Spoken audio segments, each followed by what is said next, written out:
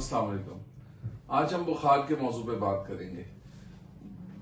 बुखार एक ऐसी अलामत है जिससे हमारे वालिदैन जो बच्चों के हैं बहुत परेशान होते हैं। एक नॉर्मल दर्जा हरारत हर इंसान का होता है, क्योंकि जाहिर बात है जो आप खाना खाते हैं उससे एनर्जी के लिए यूज होता है और हीट उससे पैदा होती है जिससे आपका जिस्म गर्म रहता है। गर्मियों में आपने देखा है फितरतन इंसान हल्के कपड़े पहनता है, हवादार माहौल में रहता है, एयर कंडीशनिंग यूज करता है, बिकॉज इन्वायरमेंटल टेम्परेचर ज्यादा होता है जिससे बॉडी का दर्जा हरारत बढ़ने का भी खतरा होता है। तो आप अपने माहौल को ठंडा करते हैं, अपने कपड़ों को ठंडा करते हैं, पानी ज्यादा पीते हैं क्योंकि पसीना ज्यादा आता है।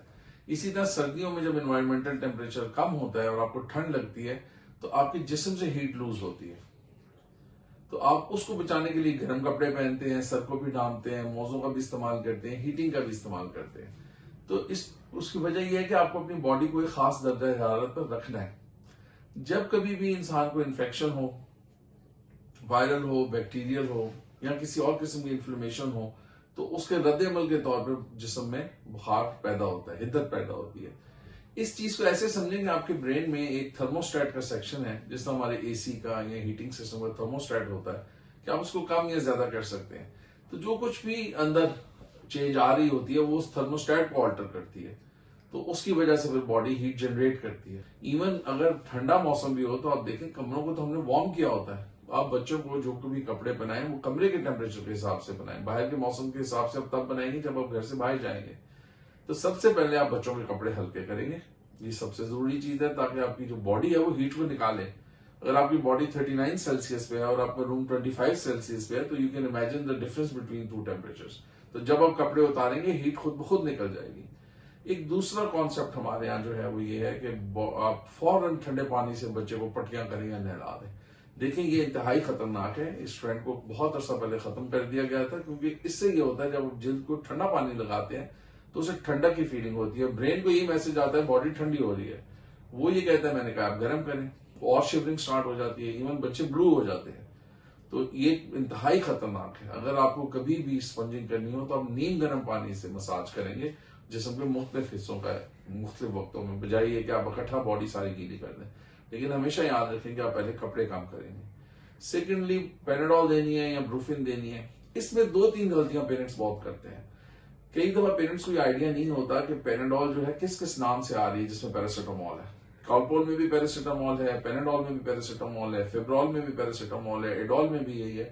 पेरेंट्स समझ रहे होते हैं अच्छा कॉलपोल से बुखार नहीं होता तो पैनाडोल दे दो। और सबसे ज्यादा ये अल्हम्दुलिल्लाह thanks to the WhatsApp and group calls ये मैसेज चल रहा होता है, अच्छा मेरे बच्चे का पैनाडोल से कम हो गया तुम इसको पैनाडोल दे दो। अच्छा नहीं, उस डॉक्टर ने ये दिया था तुम उसको वो दे दो। हम ये नहीं देखते कि उसमें दवाई कौन सी है। तो इस तरह अक्सर हम दवाइयों की ओवरडोजेज कर देते हैं। सेकंड इशू जो आता है वो ब्रूफिन से रिलेटेड है। बहुत से पेरेंट्स में तो खौफ है कि ब्रूफिन देनी है कि नहीं देनी, और बहुत से पेरेंट्स ऐसा करते हैं, उन्हें कॉन्सेप्ट ये है कि पैरासिटामोल यानी पैनाडोल वगैरह और ब्रूफिन को ऑल्टरनेट दे दें, तो वो 4-4 घंटे से रिपीट करते हैं। तो एक चीज ये जहन में रखें कि इन दोनों का आपस में ऑल्टरनेट करने का आपको कोई एडिशनल बेनिफिट नहीं है। ये चीज ध्यान में रखें कि पैरासिटामोल जो है अमूमी तौर पे 4 से 6 घंटे पे रिपीट की जाती है और ब्रूफिन 6 से 8 घंटे पे रिपीट की जा सकती है। इसमें बच्चे का वजन और उम्र के लिहाज से डोजेज का खास ख्याल रखा जाए, क्योंकि आप डेफिनेटली बच्चों को ओवर दवाई देकर नुकसान नहीं पहुंचाना चाहिए। अब आपने जब पैरासिटामोल दे दी है तो आप पैरासिटामोल की सेकंड डोज उसी के हिसाब से देंगे, ना कि इस हिसाब से देंगे कि जी ब्रूफिन कब की है, और ब्रूफिन की सेकंड डोज ब्रूफिन की फर्स्ट डोज के हिसाब से रिपीट करेंगे। उसमें चाहे दोनों का वक्फा करीब आ जाए या दूर हो जाए उससे मैटर नहीं होता। लेकिन अगेन इस बात पे मैं स्ट्रेस करूंगा कि आप कपड़े बच्चों के जरूर हल्के रखें, हाइड्रेशन का अच्छा ख्याल रखें। जितना बच्चा अच्छा हाइड्रेटेड होगा, अच्छा पिया होगा, उतना ही बुखार उतारने में आपको मदद मिलेगी। बुखार में एक और खतरे की जो चीज है वो बच्चों को फिट्स पड़ जाते हैं, जिसे हम फेब्राइल कन्वर्जन्स कहते हैं। देखें ये इतनी खतरनाक चीज नहीं होती, ये इतना दिमाग को नुकसान नहीं पहुंचाती या पोटेंशियल नहीं रखती उस लिहाज से जितना हमारा रिएक्शन रखता है।